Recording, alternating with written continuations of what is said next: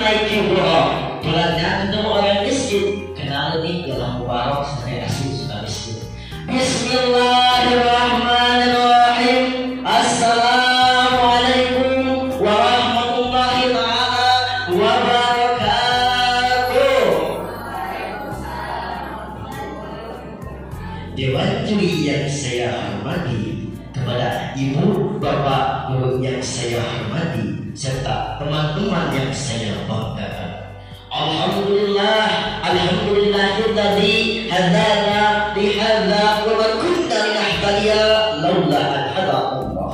Asyhadu an la ilaha illallah wahdahu la syarika lah wa asyhadu anna Muhammadan abduhu wa rasuluh dan nabiyya rahmatan. Puji serta syukur marilah kita panjatkan kepada Zat yang Maha Luhur, yakni Allah Subhanahu wa Ta'ala, yang telah memberikan kita rahmat dan hidayahnya sehingga kita dapat berkumpul di haflah al-mubarakah yang insya Allah berberkah. Amin amin ya rabbal alamin. Salawat wassalam kian bersifat indah kepada junjungan kita, yakni Habibana wa Nabiyana wa Rasulana Sayyidina Muhammad Sallallahu Alaihi Wasallam, yang telah membawa kita dari zaman jahiliyah, zaman kebodohan menuju zaman yang terang benderang.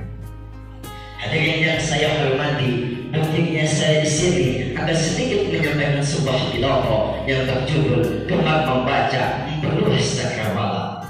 Hadirin, membaca merupakan aktivitas penjelajahan untuk memperluas cakrawala orang dalam berpikir. Dengan membaca, pikiran seseorang akan menjadi hidup. Dengan membaca merupakan kunci dan ilmu pengetahuan upaya manusia untuk memberantas kebodohan. Dengan membaca, seseorang akan memiliki keterampilan menyerap banyak informasi serta dapat berkelana di seluruh dunia untuk menambah wawasan dan pengetahuan. Menurut seorang pakar pendidikan Sean Darling dari National Center for Global Literasi menyatakan tingkat baca bangsa Indonesia menempati 27 dari 32 negara. Bayangkan peringkat nomor dari bawah yang menandakan tingkat baca bangsa Indonesia memang sangat rendah. Menurut hasil UNESCO yang ditentukan pada tahun 1992 menyatakan 57% dinilai hanya sekedar membaca, tidak memahami apa yang ia baca, tidak menghayati apa yang ia baca. Membaca juga merupakan kebutuhan yang sangat mendasar bagi umat manusia dalam rangka mencerdaskan kehidupan yang adil dan juga makmur. Apakah hadirin masih ingat tentang surat yang turun kepada Nabi Muhammad SAW yang isinya memerintahkan Rasul untuk membaca? Padahal beliau hanya seorang ummi, seseorang yang tidak bisa membaca, apalagi tidak bisa menulis. Bahkan beliau diperintahkan untuk membaca sampai Jibril mengulangi perkataannya sampai 3 kali. Iqra, Iqra, Iqra. Bacalah, bacalah dan bacalah. Namun apa yang dikatakan Allah? Saya tidak bisa membaca. Kemudian Jibril menjawab, Iqra bismi rabbikal ladzi khalaqal insana min 'alaq, Iqra wa rabbukal akbar alladzi 'allama bil qalam 'allamal insana ma lam ya'lam. Yang artinya, bacalah dengan menyebut nama Tuhanmu yang telah menciptakan. Dia telah menciptakan manusia dari seluruh darah. Dia telah mengajari manusia dari sebuah pena. Dia mengajari manusia dari apa yang tidak diketahui. Menurut seorang pembicara ternama bernama Jimban mengatakan, jika kita ingin menjadi pakar dalam suatu bidang, kita harus mampu menginvestasikan waktu 1 jam dalam sehari selama 5 tahun untuk menguasai bidang tersebut. Itu baru 1 jam. Apalagi jika kita berjam-jam membaca mengenai bidang tersebut, tentu banyak bidang-bidang lagi yang dapat kita kuasai. Padahal membaca adalah jendela ilmu. Dengan membaca akan terkuat selat ilmu pengetahuan, dapat memperluas wawasan sekaligus menambah informasi tentang hal-hal yang belum kita ketahui.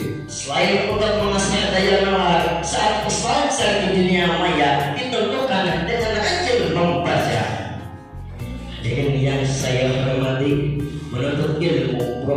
kewajiban bagi umat muslim.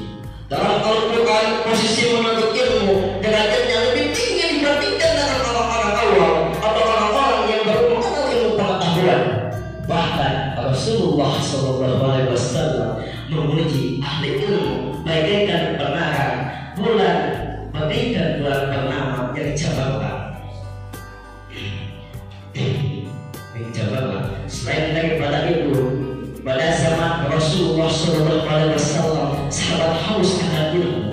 Banyak sahabat yang mendengarkan pelajaran-pelajaran hidup yang disampaikan Rasulullah SAW, yang membuat ilmuwan mendirikan sebuah komunitas yang bernama Sufah, yang merupakan pusat pendidikan pertama pada zaman Rasulullah SAW.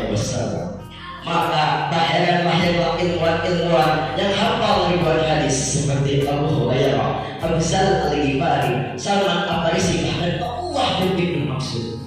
Dari kalangan lahirlah puluhan wanita yang menoleh dengan kegemilangan Islam dengan tinta-tinta Islam. Siapa lagi kalau bukan putri Rasulullah SAW, Sayyidah Fatimah. Oleh karena itu, marilah kita membenahi kebiasaan kita dengan gemar membaca Al-Quran, gemar membaca tulisan-tulisan pemberi ilmu yang berserakan di dunia sosial. Sebab dengan membaca dapat menguak cakrawala, memperluas wawasan terhadap kita terhadap dunia yang fana ini. Cukup sekian yang dapat saya sampaikan. Mohon maaf apabila banyak kekurangan, karena kelebihan datangnya dari Allah, kekurangan datangnya dari saya sendiri. Wallahu muwaffiq ila aqwamit thoriq. Wassalamualaikum warahmatullahi wabarakatuh.